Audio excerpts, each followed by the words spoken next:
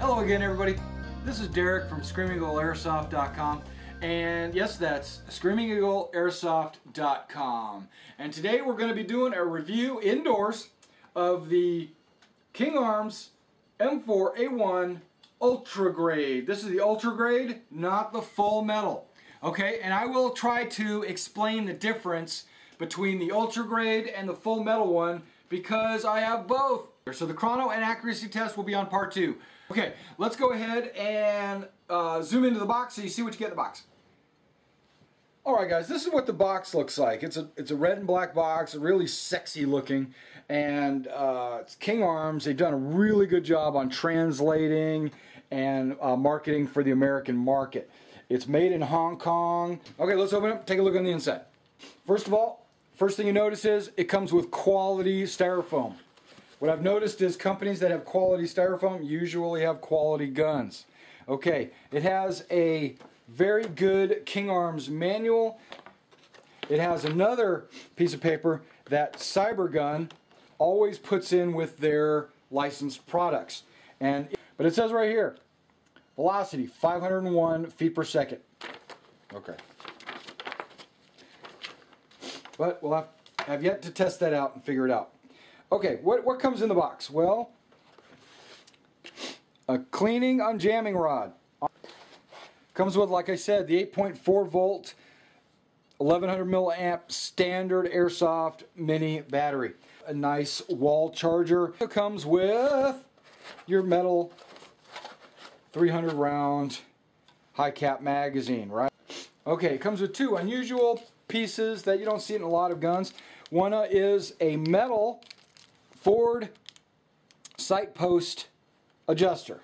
Okay, I want to just comment and say that I think King Arms did a really good job on this gun.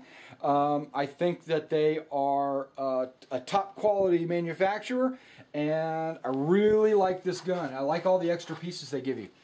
They give you a tool. Okay, it does say King Arms right here. Now, I will be able to tell you what this tool does later in the video, so if you're curious, watch the video. I will tell you what it does, and I'll demonstrate it. Okay, the gun itself comes with a tag on it, and this tag comes from the inspector. That alone right there tells me a good thing, that all their guns are inspected and they test them. Now this gun was tested out with 20 gram BBs to shoot over 110 meters per second. So that's pretty good. That's the highest mark they have on their card. They probably need a new card to go up a little higher. Okay, well, let's pull this gun out and let me show you the different pieces and parts of the gun. Alright, what we're going to do now is we're going to explain all the cool features of the gun. Let's start with the buttstock. The buttstock is a LE buttstock. Somebody said it had 6 settings. I haven't really actually tested that, but let's try it out. There's one there. There's 2 there. 2, 3, 4, 5, 6. It is 6. And I'm going to stay on this side right here. We have a pistol grip. Now this pistol grip is standard M4 style pistol grip. It has vertical lines in the back and it has a diamond shape cut out on the grip right there. That's so that, you know, when you're holding it, your hands don't move. My hand's not actually having a hard time moving right now. Okay. So you get a good grip on the gun. Alright, now you keep going forward. You have a... okay, let me say a couple of other things. This gun is mostly metal. Okay? It is almost all metal. Almost. There's only a couple of things on here that are metal on the other one that is not metal on this one. And that is the receiver. Okay, the upper and lower receiver on this one is the nylon fiber. Nylon fiber is kind of like a fiberglass almost. I mean, it's stronger than that. It's pretty dang nice, okay?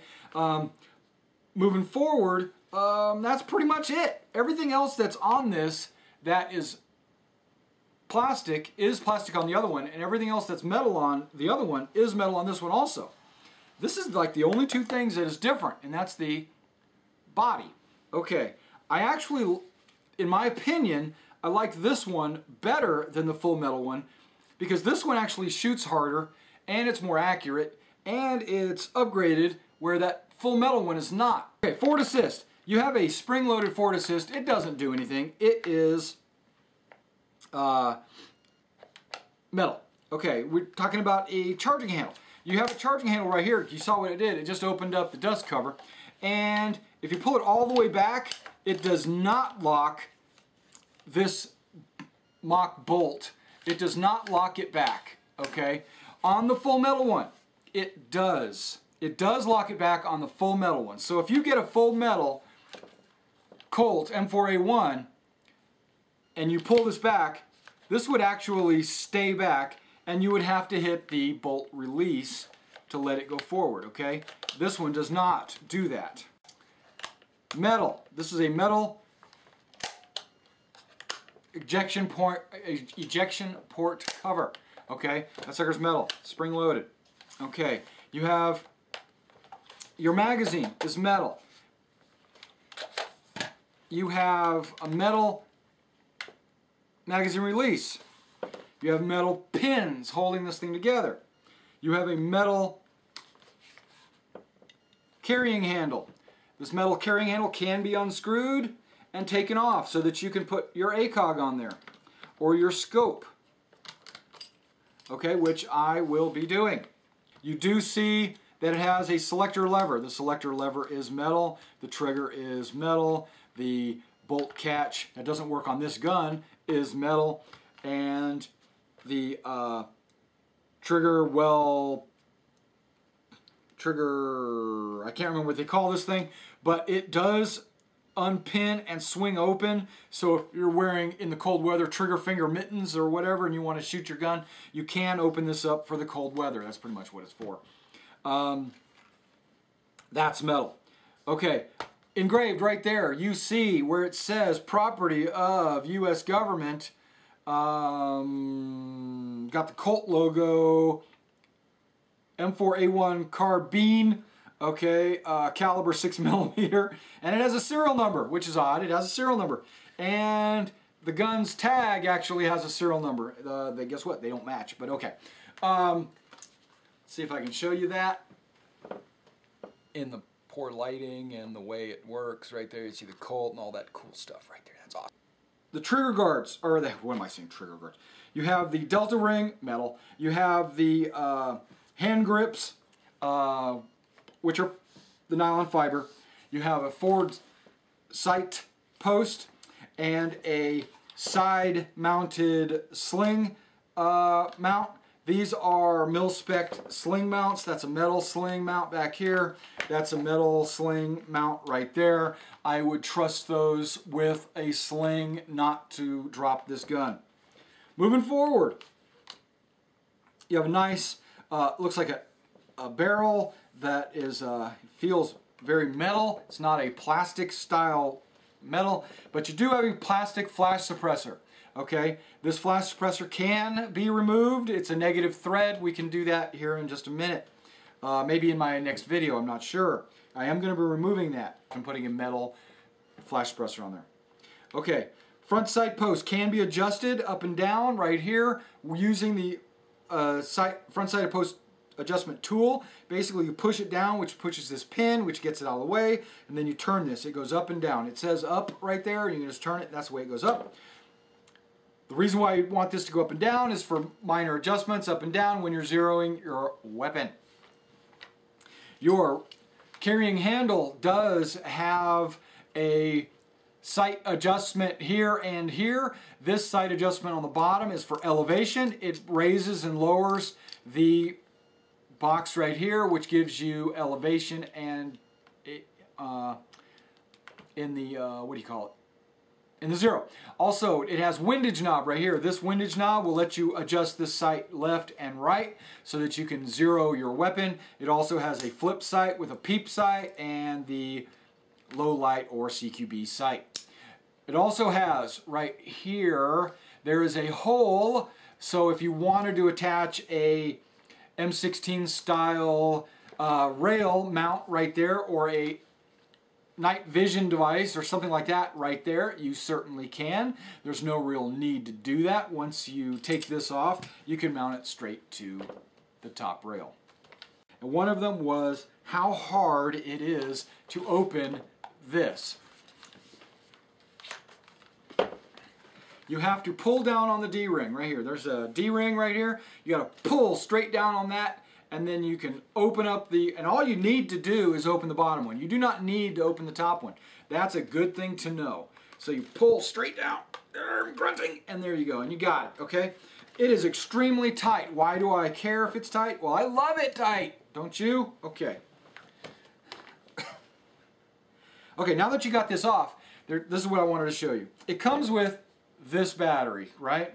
Well, this battery, you just hook it up and you just lay it in there and put this thing on. And that's great.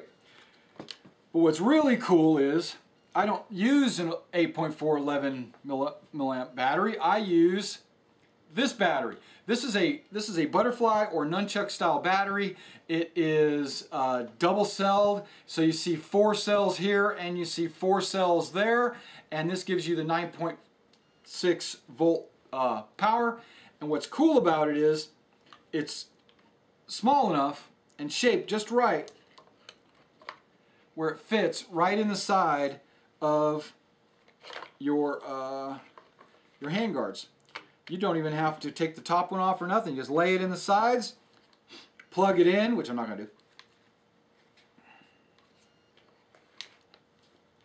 And then you just put it in there, and you're in. And now I've got your battery in there, and you can rock and roll. Guess what? It does make a couple of rattle sounds. I've heard some people complain about that, where this rattles. I've heard people complain about this rattling. And I've heard people complaining about this rattling. Whoa, that doesn't go in like that. Okay. Let me tell you guys, on the real deal, guess what? This rattles, and this rattles. If it doesn't, then this won't slide smooth the way you want it. You want it to be smooth. If it's so tight it doesn't move, then it won't rattle. And you don't want it to be like that. You want it to be adjustable. Also, same thing with the magazine. If your magazine's so tight that it doesn't rattle, it's going to be like push the button and go, take it out, and then put it in the drop pouch. But me, I personally want to be able to just push the button, grab it, pull it out, or maybe have it even just fall out. You know, that way I don't have to worry about, and then I just put my next magazine in. I want it to come out. I want it to be a little wobbly. I don't want it to be so tight that you can't get it out or put it in. All right, and right here, last but not least, this thing being wobbly, right? Well, because it's attached to a D-ring, and this D-ring is spring-loaded, it will only wobble as much as it should. It only goes like maybe a 1/16 of an inch left and right. Okay, blah, blah, blah, blah.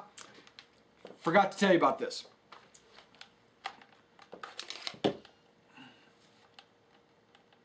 Taking the top one off, just for GP. Once you get it off, this is just a cool aesthetic feature, does absolutely nothing for the gun. It just looks really cool. It has the gas tube. Now that I got it open. Those of you who wanted to know what this tool was, some of you say, what the hell is this tool? I don't know what it is. It's some kind of wrench. Well, that is correct. You have 2 ends. This end is for your flash suppressor. This end is for your D-ring. Let me show you where the flash suppressor goes. Da da da da da da da da da da da da. Just like that. You put that on your flash suppressor so you can crank it, and you can unscrew it or tighten it and put it back on. You can take it off and do whatever you want to do with it. The other side is for your D-ring. If you look at it, it has 2 little notches on this side right here. That is the side that goes inside your gun. If you were to look inside your D-ring, you will see that there are 2 little tabs that this fits in. Oh, not that way. Right there. Okay, 2 little tabs that fits in. That way you can crank it down or loosen it. That's if you're trying to remove the front barrel assembly. There are a lot of guns out there that you can remove the front barrel assembly, but you don't have the tool for it. Well, guess what? King Arms provides you with the tool for it. That's just too awesome.